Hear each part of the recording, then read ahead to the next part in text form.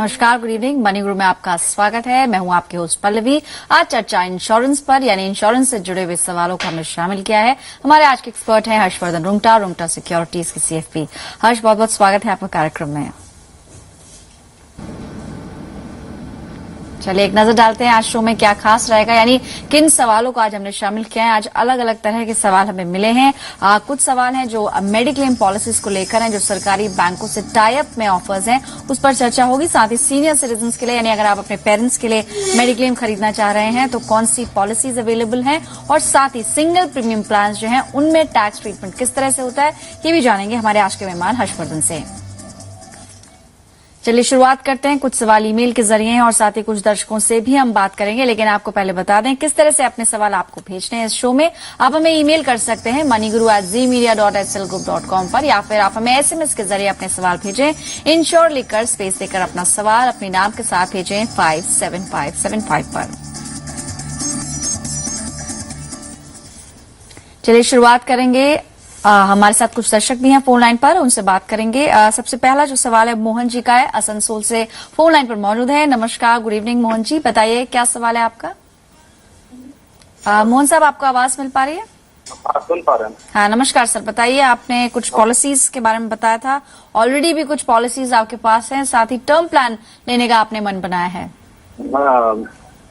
Madam, मैं term plan लेने के बारे में सोच रहा था। तो मेरे जॉब में जैसे कि आफ्टर डेट कॉम्पनसेशन के बाद किसी डिपेंडेंट को जॉब मिल जाता है, तो क्या मुझे भी टर्म प्लान लेने की जरूरत पड़ेगी? ठीक है। आपने अपना प्रोफाइल जो बताया था मोहन साहब, आपने बताया करीब 4.5 लाख आपकी सालाना आय है, और जबकि आपका जो प्रीमियम जो आपका टोटल कवर फिलहाल है, जो अलग अलग पॉलिसीज आपके पास हैं, उसके हिसाब से करीब 7 लाख का आपका बीमा कवर बन रहा है, यानी कि आपकी सैलरी से बहुत ज्यादा अंतर नहीं है। ऐसे में टर्म प्लान लेना जरूरी हो जाता है। आपने कोई शॉर्टलिस्ट किए हैं प्लान्स? शॉर्टलिस्ट किए तो मैंने HDFC प्रोटेक्शन प्लस और LIC का रिटर्न के बारे में सोच रहा था। LIC का रिटर्न कैसा रहेगा? और सबसे पहले तो कि जो डिपेंडेंट्स को जॉब मिल जाते हैं वो कमर्शियल गाँव से हमारे जॉब में रेलवे में, तो क्या लेना पड़ सकता है क्या? चलिए, बहुत अच्छी आपका पोर्टफोलियो हम देख पा रहे हैं मोहन साहब। आपने जीवन बीमा गोल्ड दो अलग अलग पॉलिसीज ली हुई है। एक में करीब 7,000 रुपए आप प्रीमियम देते हैं, साथ ही जो न्यू जीवन बीमा गोल्ड है उसमें करीब 13,000 रुपए प्रीमियम जा रहा है। साथ ही LIC का भी एंडोमेंट प्लान आपका चल रहा है, जिसमें करीब 13,800 के आसपास आपका एनुअल प्रीमियम है। और टोटल कवर हर्ष इन्होंने बताया करीब 7 लाख है। रेलवे में ये काम करते हैं, और अपने बच्चों के लिए भी शायद इन्होंने कुछ मेंशन किया कि फिलहाल इनके ऊपर काफी सारे मेंबर्स है फैमिली के जो डिपेंडेंट है, लेकिन आगे चल के बच्चे जब थोड़े बड़े हो जाएंगे और शायद नौकरी वो अपने आप करना शुरू करेंगे, लेकिन फिर भी काफी कंसर्न्स रहते हैं ऐसे में, और being the only bread earner of the family term plan लेना काफी इंपॉर्टेंट हो जाता है। आप इनको क्या सलाह देंगे, एटलीस्ट कितना कवर इनको लेना चाहिए, और जो एग्जिस्टिंग पॉलिसीज है उस पर आपका क्विक कॉमेंट।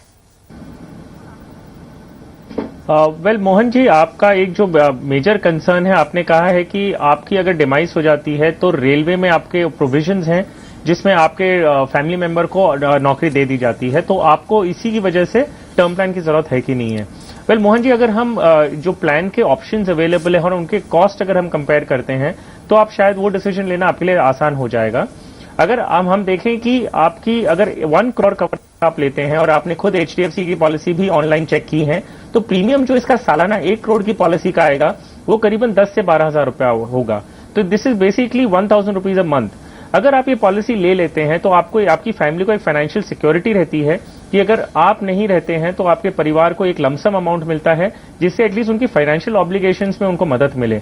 ये अच्छी बात है कि रेलवे की जो पॉलिसी है जो एम्प्लॉयज के लिए करते हैं कि उनके डिपेंडेंट्स को नौकरी दे दी जाती है, लेकिन अगर एक एडिशनल फाइनेंशियल सिक्योरिटी मिलती है तो, और वो भी एक cost which is about 1,000 rupees a month, तो ये प्रोविजन डेफिनेटली लेना चाहिए।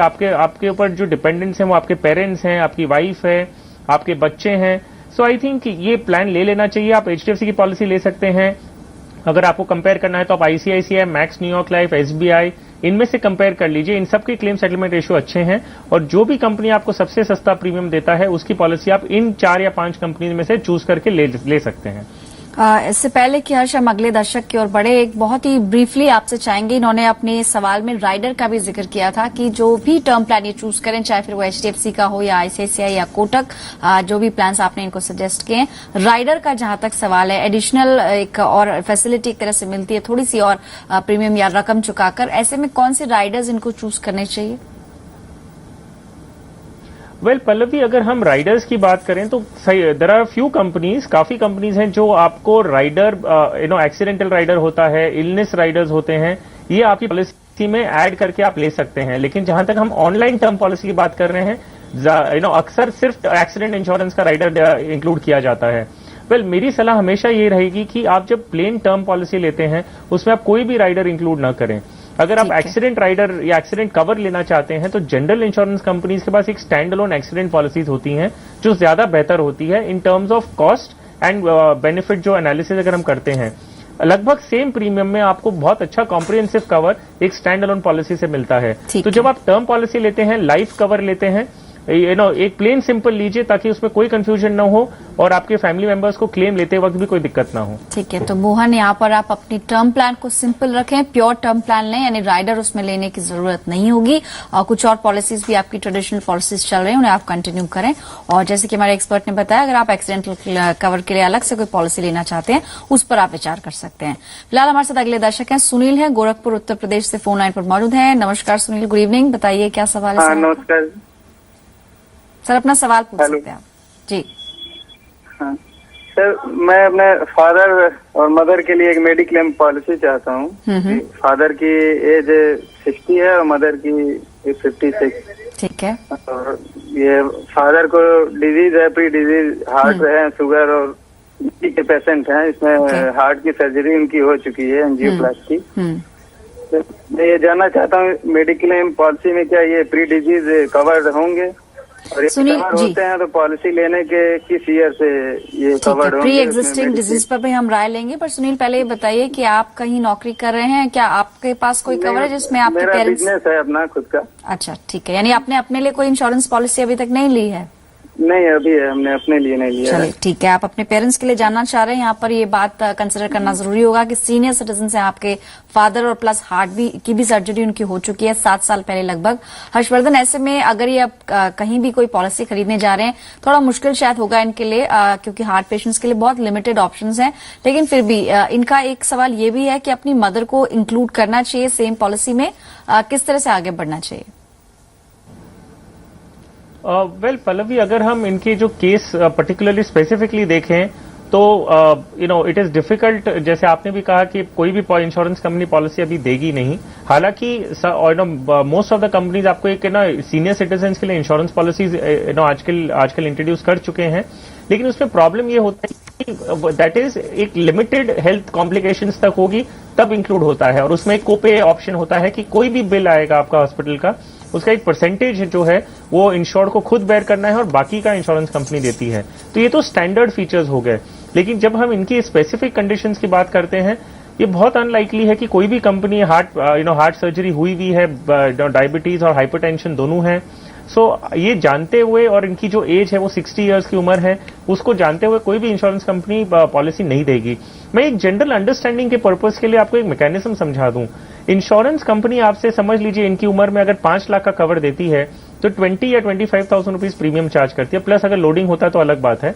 लेकिन एक एवरेज 20-25 हजार रुपए अगर वो 5 लाख की पॉलिसी के लिए चार्ज करती है तो इसका एक अंडरलाइंग जो अजम्पशन है वो है प्रोबेबिलिटी कि कंपनी अगर 100 लोगों को इंश्योर करती है तो वो जानती है कि सिर्फ 1 या 2 का क्लेम आएगा, और वो किन 2 का आएगा वो पॉलिसी होल्डर्स को मालूम नहीं होता है। तभी ये मैकेनिज्म पूरा इंश्योरेंस का काम करता है। अगर कोई हर्षवर्धन, साथ ही आपसे समझना हम ये चाहेंगे कि इन्होंने ये कहा था कि दिल की बीमारी इनके फादर को और सर्जरी भी हो चुकी है, यहाँ पे डिस्क्लोजर देना भी बहुत जरूरी होगा। आपसे समझेंगे कैसे अब इनको आगे बढ़ना चाहिए, और कुछ और सवालों को भी हम शामिल करेंगे। लेकिन फिलहाल एक ब्रेक के लिए रुकते हैं, जल्द लौटेंगे।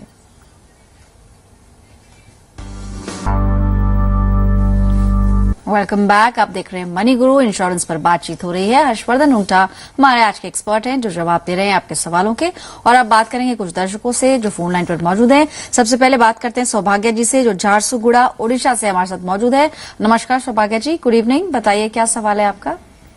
गुड इवनिंग मैम, बताइए sir. My question is that basically I want to deposit a lump sum amount at single premium. Okay, so I want to ask you 3 questions regarding single premium. First is that what is the tax benefit I'm getting at the time of maturity? Okay, ठीक है। My second question is that what the life coverage I'm getting in that single premium? And my third question is that in single premium, what is about the liquidity of my lump sum amount?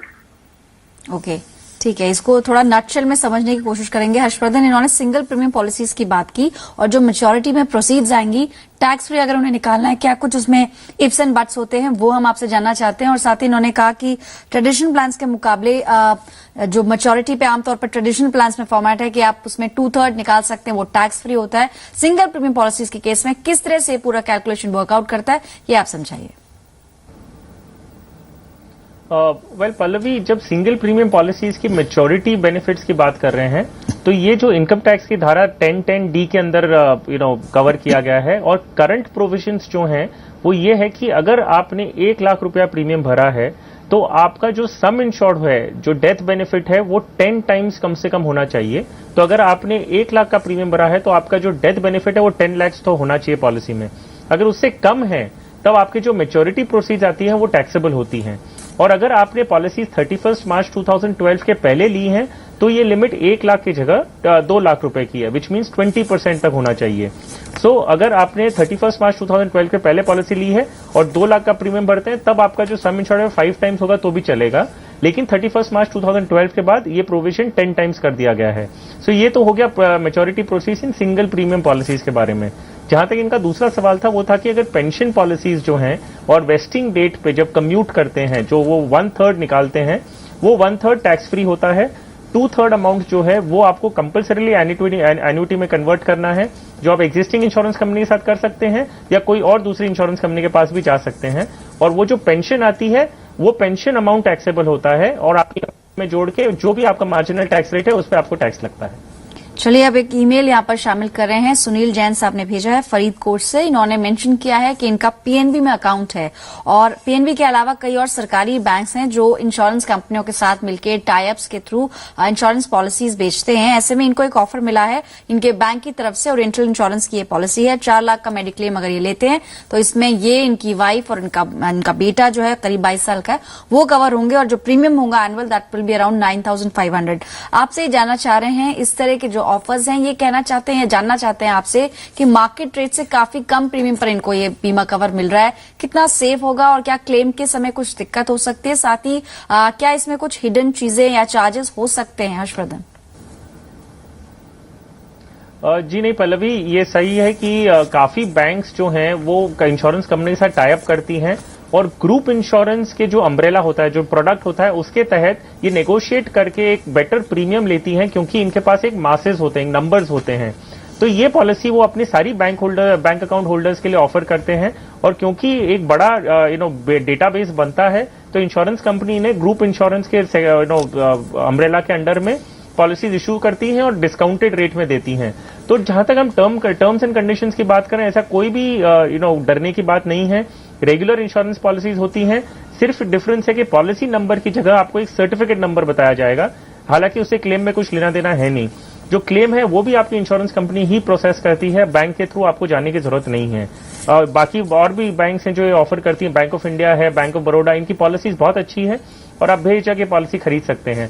सिर्फ एक चीज है, जिस दिन आगे जाते हुए समझ लीजिए 4 साल 5 साल बाद अगर ये कोई टाई अप बैंक और इंश्योरेंस कंपनी का नहीं रहता है तो शायद आपको कंटिन्यूटी बेनिफिट्स में प्रॉब्लम आएगी क्योंकि तब आपको जाके अपने आप से खुद इंश्योरेंस खरीदना होगा और तो प्री एग्जिस्टिंग एलिमेंट्स का क्या होगा, ये सारी चीजें थोड़ी बहुत डाउट डालती है। लेकिन पोर्टेबिलिटी जहां तक हमें मालूम है वो आप ग्रुप पॉलिसी से आप इंडिविजुअल पॉलिसी में पोर्ट कर सकते हैं। तो बाय एंड लार्ज कोई हर्ज नहीं है, आप पॉलिसी खरीद सकते हैं, टर्म्स कंडीशन में कोई डिफरेंस नहीं है। चलिए, तो यानी कि ग्रुप कवर के थ्रू ये आपको पॉलिसीज मुहैया कराई जाती हैं और इसी वजह से इसमें प्रीमियम भी कम होता है। लेकिन अगर आपको ऑफर मिल रहा है आपको एक्सेप्ट कर लेना चाहिए। अच्छा प्लान है, अच्छा ऑफर है, इसलिए आप एक्सेप्ट कर सकते हैं। और भी कई सरकारी बैंक्स हैं जैसे बैंक ऑफ बड़ौदा, वो भी इस तरह के प्लान्स लेकर आते हैं अपने बैंक अकाउंट होल्डर्स के लिए। चलिए, फिलहाल कुछ और सवालों का रुख करते हैं। अगला सवाल ईमेल के जरिए है। विक्रम सिंह साहब ने ये भेजा है देहरादून से। हालांकि ज्यादा डिटेल्स इन्होंने हमारे पास नहीं लिखकर भेजी है, लेकिन आपसे बहुत ही ब्रीफली समझना चाहते हैं कि अगर कोई पॉलिसी ये बीच में रोक दें, ऐसे में क्या असर पड़ेगा? क्योंकि इनके साथ कुछ इस तरह का हादसा हुआ है कि एजेंट ने 3 साल की पॉलिसी बोली, लेकिन वो लेने के बाद जब इनके पास डॉक्यूमेंट्स आए उसमें 20 साल का प्रीमियम पेमेंट नजर आया है। ऐसे में जानना चाह रहे हैं, अगर 3 साल के बाद ये प्रीमियम रोक दें क्या कुछ असर पड़ेगा? हर्षवर्धन वेल पल्लवी, जो केस इन्होंने भेजा है उसमें ये clear case of misselling ही लग रहा है, जिसमें इन्हें बताया गया था कि 3 साल बाद आप पैसे पॉलिसी सरेंडर करके पैसे आपको मिल जाएंगे और अब ये चीज मना की जा रही है।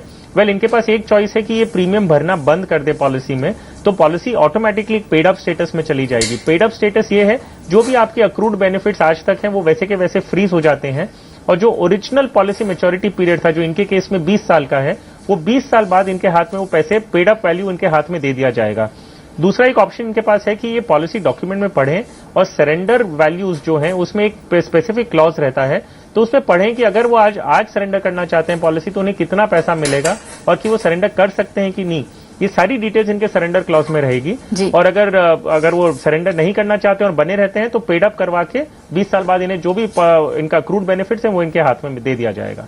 यानी कि जो कुछ भी है वो सब डॉक्यूमेंट्स में होगा, ध्यान से आप उसको पढ़ लें और आपको शायद कुछ क्लैरिटी मिल जाएगी कि आगे आपको क्या करना है। इसलिए कहीं IRDA में या कहीं और आप शिकायत करने से पहले अपने एंड पे आप जरूर चेक कर लें कि मिस सेलिंग हुई है तो उसमें अब आगे आप क्या कर सकते हैं और एक्चुअल में प्रीमियम पेमेंट टर्म कितना था।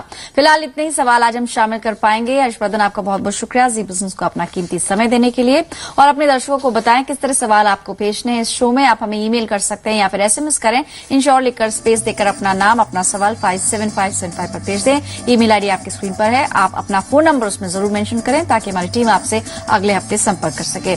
फिलहाल मनी गुरु से इतना ही, हमें दीजिए इजाजत, नमस्कार।